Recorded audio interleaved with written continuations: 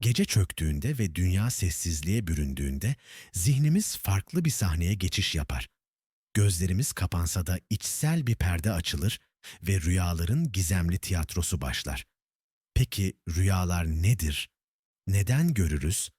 Ve bu sessiz imgelerle bize ne anlatılmak istenir? Rüyalar, zihnimizin derinliklerinden gelen sembollerle örülü bir dil gibidir. Bilinçaltımızın sözcükler yerine imgelerle konuşma biçimi.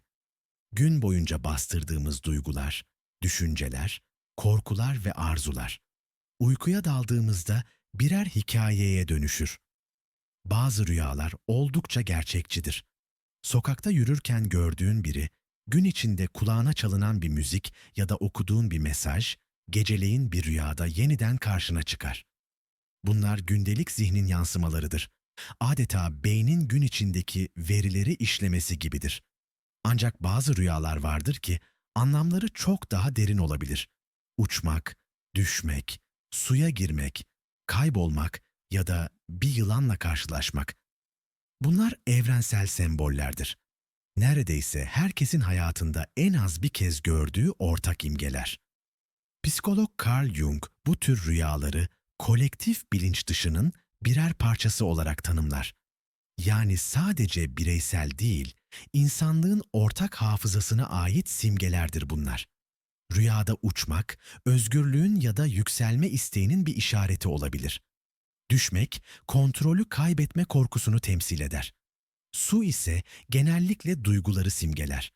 Berrak bir denizde yüzmek, içsel huzura işaret ederken, bulanık bir suda boğulmak, bastırılmış duyguların yükünü gösterebilir. Lucid rüyaları duymuş olabilirsin. Bunlar, rüya gördüğünün farkında olduğun rüyalardır. Yani zihnin hem uykudadır hem de uyanıktır. Bu rüyalar, bilinçle bilinç dışı arasında bir köprü gibidir. Kimi insanlar bu durumu eğiterek rüyalarının yönünü değiştirmeyi, hatta onları bir içsel şifa aracına dönüştürmeyi başarır. Bir başka ilginç konu ise tekrarlayan rüyalardır. Aynı rüyayı defalarca görmek, zihninin sana söylemeye çalıştığı ama belki de gün içinde bastırdığın bir mesaj olabilir. Özellikle kaygı, bastırılmış arzular ya da çözülmemiş travmalar bu tür döngüsel rüyalarla dışa vurulabilir. Rüyaların mistik anlamları da vardır. Birçok kültürde rüyalar tanrısal mesajlar olarak kabul edilir.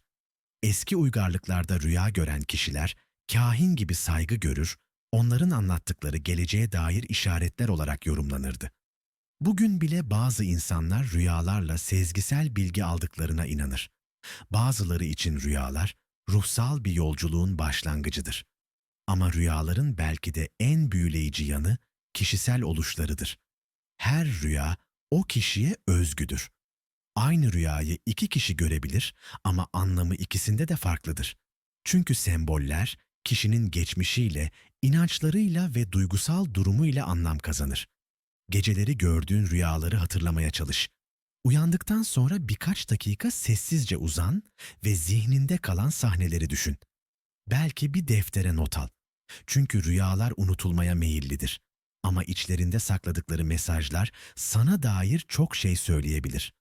Unutma, rüyalar sadece geceye ait değildir. Onlar, gün içinde bastırılan seslerin, gece sessizliğinde fısıldayarak konuştuğu yerlerdir.